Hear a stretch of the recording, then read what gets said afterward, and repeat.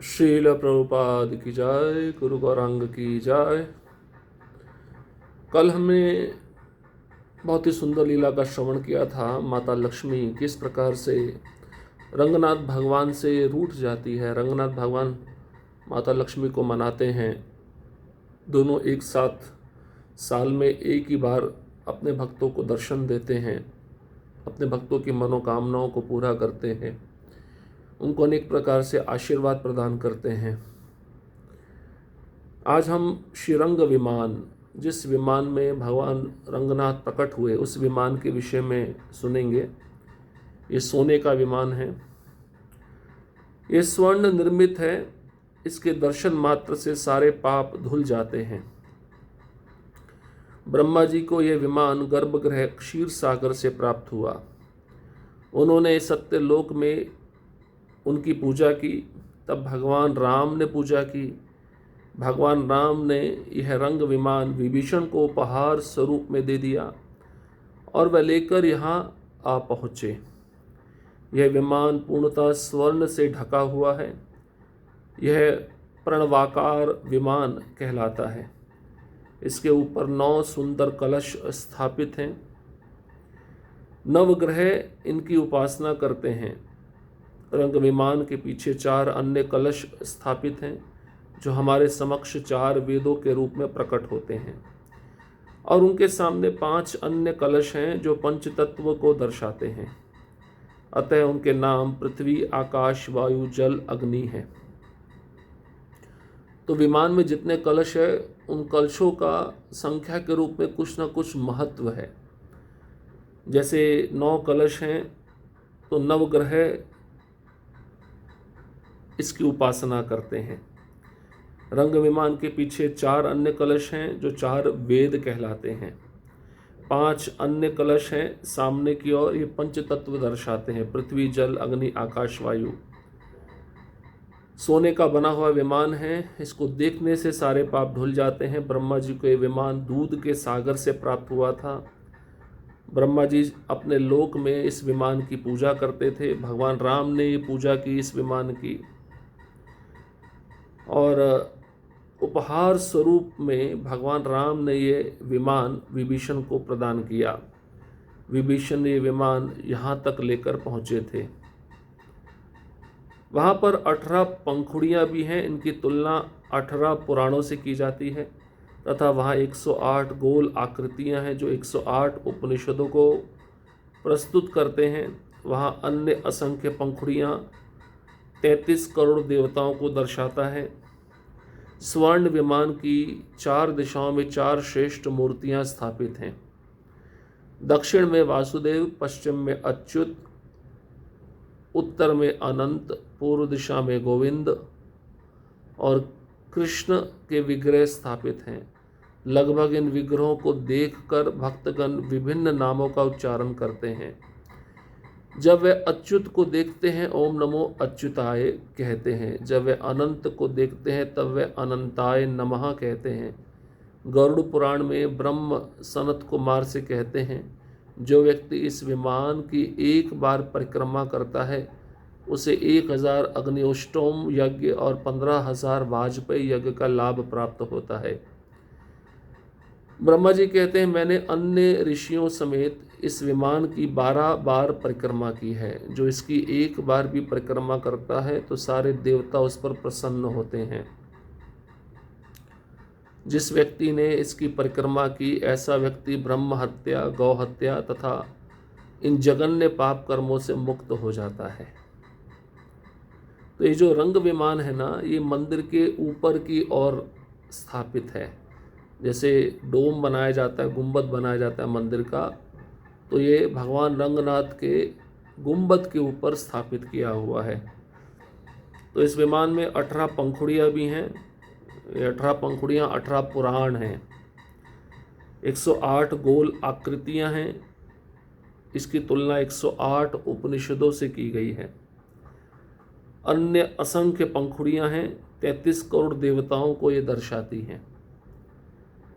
अब इस सोने का विमान जो 4 दिशाएं हैं इसकी, इन 4 दिशाओं में 4 श्रेष्ठ मूर्तियाँ बनाई गई हैं।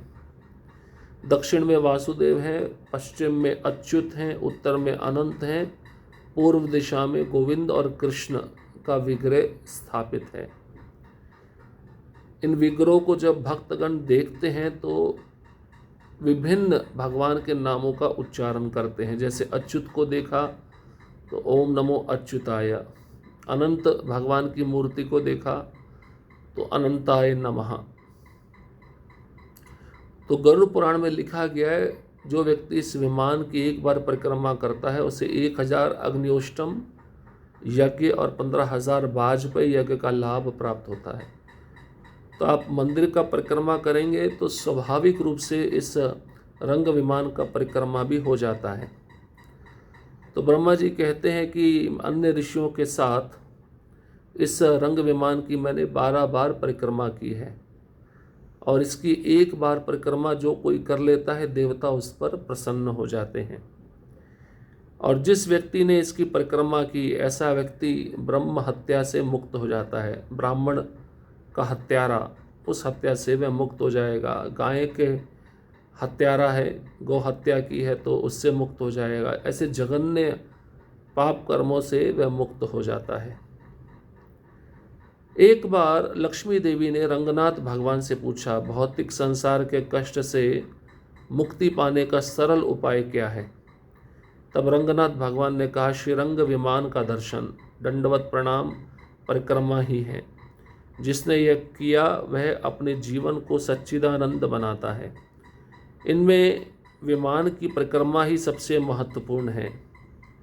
भगवान रंगनाथ ने कहा, जिस व्यक्ति ने 1 या 2 बार भी परिक्रमा की उसने सारे ग्रह मंडल की परिक्रमा का फल प्राप्त किया। जिसने इसकी 12 बार परिक्रमा की और दूसरों से भी ऐसा कराया, उस व्यक्ति को 1 लाख बार ओम नमो नारायणाय मंत्र उच्चारण करने का लाभ प्राप्त होता है।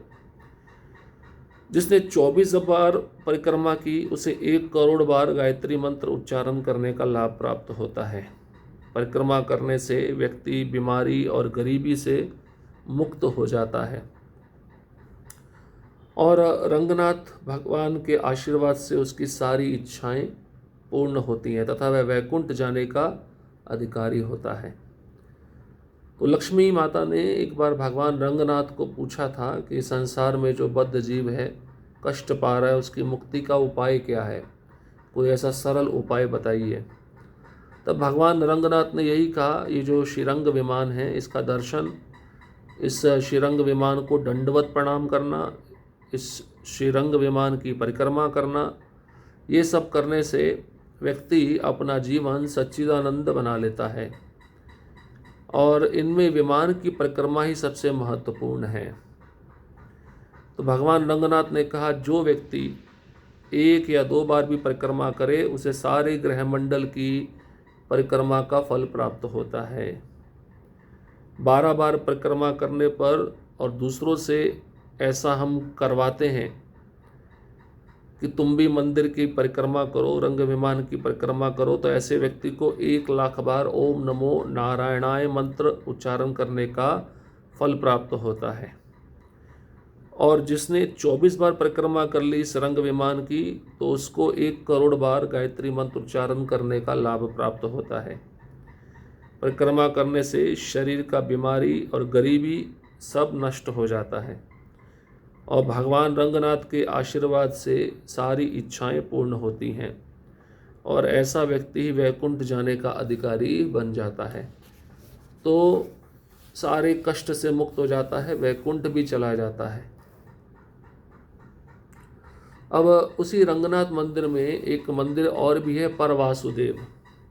पंचरात्र आगम में विष्णु के अनेक रूपों में से 4 रूपों को विशेष महत्व दिया जाता है, वासुदेव, संकर्षण, प्रद्युम्न और अनिरुद्ध।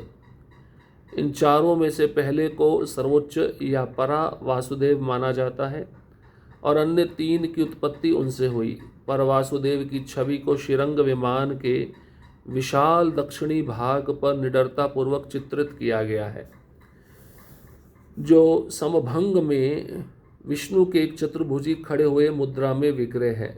उन्होंने 2 ऊपरी हाथों में शंख और चक्र पकड़े हुए हैं जबकि दो निचले हाथों की हथेली को नीचे की ओर सीधा दो कमल पर रखा गया है। वह एक लंबे किरीट, माला, कंगन और अन्य आभूषणों से सुशोभित है। उनके पास कोई परिचारक देवता या देवी नहीं है, परंतु लक्ष्मी को छाती के दाई और उकेरा गया है। घुटनों तथा पैरों के निचले हिस्से को नहीं दिखाया गया है, लेकिन नीचे आसन से ढका हुआ है। उनके आसन पर प्लास्टर से बने दो घोड़ों को दो कोनों में सरपट मुद्रा में भागते हुए ढाला गया है और मध्य में 5 गोपों को उनके ऊपर पीठ पर आसन धारण करने के दृष्टिकोण से ढाला गया है। पहले में एक मेंढे का सिर और दूसरे के 4 मानव सिर हैं। आसन के अन्य 2 किनारों पर 2 लघु हाथी इस प्रकार दिखाए गए हैं मानो वे दीवार से बाहर आ रहे हैं। दूसरे शब्दों में उनका केवल अग्रभाग ही दिखाया गया है। कुर्सी के नीचे 3 कलशों वाला एक ऐताश्र शिखर है और भूदेवी के सिर से कूले तक को दर्शाते हुए एक खड़े हुए विग्रह हैं। विग्रहों के चरण नहीं दिखाए जाते हैं, अन्यथा वे नीचे के मंदिर पर चलते हैं जहाँ रंगनाथ योग निद्रा में स्थित है। तो ये पर वासुदेव का जो विग्रह है, ये वासुदेव, संकर्षण, प्रद्युम्न, अनिरुद्ध, तो विष्णु के अनेक रूप हैं। इन्हीं पर वासुदेव में से बाकी 3 विग्रह उत्पन्न होते हैं। तो पर वासुदेव की जो छवि है, जो विग्रह है, श्रीरंग विमान के विशाल दक्षिणी भाग पर चित्रित किया गया है। तो ये विग्रह कैसा दिखता है, इसका वर्णन इस प्रकार से दिया गया है। चंदन मंडप भी है। द्वितीय प्राचीर के मध्य में चंदन मंडप है। इस मंडप में हम जय और विजय के विग्रह को देख सकते हैं। इसी के साथ साथ एक दर्पण महल है। किसी विशेष उत्सव के दौरान भगवान रंगनाथ वहां आकर सभी को आशीर्वाद प्रदान करते हैं। चंदन मंडप के अंदर प्रतिदिन प्रातः काल में भगवान रंगनाथ को जगाने के लिए पुजारी अलवारों द्वारा वर्णित गीतों का गान करते हैं और संगीत, वाद्य, वीणा बजाया जाता है। भगवान को जगाने के लिए यहाँ एक गाय और एक हाथी को लाया जाता है। हाथी यहाँ आकर अत्यंत तीव्र आवाज़ करता है। हाथी को यहाँ लाने के पूर्व कावेरी नदी में सुबह सुबह नहलाया जाता है। नहलाने के बाद हाथी को तिलक लगाकर सजाते हैं। वह श्री वैष्णव तिलक धारण करता है। ब्राह्मण हाथी की पीठ पर कावेरी नदी के जल का एक घड़ा रखकर सीधे चंदन मंडप में पहुंच जाते हैं। यहाँ एक घोड़ा भी भगवान को जगाने के लिए आ जाता है। ऐसी मान्यता है कि तिरुपति बालाजी के समान ही अन्य लोकों के सभी देवता प्रतिदिन श्रीरंगम में सोने के लिए आते हैं ताकि प्रातः काल का दर्शन कर सके। इसलिए श्रीरंगम का प्रातः काल का जो दर्शन है उसे विश्वरूप दर्शन कहा जाता है, जो अति सुंदर होता है। तो इसी मंदिर में जो दूसरा प्राचीर है उसके मध्य में चंदन मंडप है। इसी मंडप में जय और विजय भगवान के जो पार्षद हैं, द्वारपाल हैं, उनका विग्रह देखा जा सकता है। इसी के साथ साथ एक दर्पण महल है, शीशे का महल है। इस महल को किसी विशेष उत्सव के दौरान भगवान रंगनाथ वहाँ पर आकर सभी को आशीर्वाद प्रदान करते हैं। अब इसी चंदन मंडप के अंदर सुबह सुबह प्रतिदिन रोज़ भगवान रंगनाथ को जगाने के लिए पुजारी अलवारों का वर्णित गीतों का स्तुति का गान करते हैं और साथ ही साथ संगीत, वाद्य, वीणा भी बजाया जाता है। भगवान को जगाने के लिए यहाँ एक गाय और एक हाथी को लाया जाता है। हाथी जब आता है अत्यंत तीव्र आवाज़ करता है। हाथी को यहाँ लाने के पहले कावेरी नदी में उस हाथी को सुबह सुबह नहलाया जाता है। हाथी को नहलाने के बाद उसको श्री वैष्णव संप्रदाय का तिलक लगाया जाता है। ब्राह्मण हाथी की पीठ पर कावेरी नदी के जल का एक घड़ा रखकर सीधे चंदन मंडप में पहुंच जाता है। यहाँ एक घोड़ा भी भगवान को जगाने के लिए लाया जाता है। ऐसी मान्यता है तिरुपति बालाजी के समान ही अन्य लोकों के सभी देवता प्रतिदिन श्रीरंगम में सोने के लिए आते हैं। अब भगवान रंगनाथ है तो सारे देवता सुबह सुबह उनका दर्शन करना चाहते हैं, इसलिए देवता भी उस चंदन मंडप में आकर सोने का प्रयत्न करते हैं ताकि ये देवता सुबह सुबह भोर में उठकर भगवान रंगनाथ का दर्शन कर सकें। इसलिए भगवान रंगनाथ का जो सुबह का दर्शन होता है ब्रह्म मुहूर्त के समय का, उसे विश्वरूप दर्शन कहा जाता है और ये दर्शन बहुत ही सुंदर होता है। हरे कृष्ण कृष्ण कृष्ण हरे हरे, हरे राम राम राम हरे हरे। श्रील प्रभुपाद की जय, गुरु गौरांग की जय।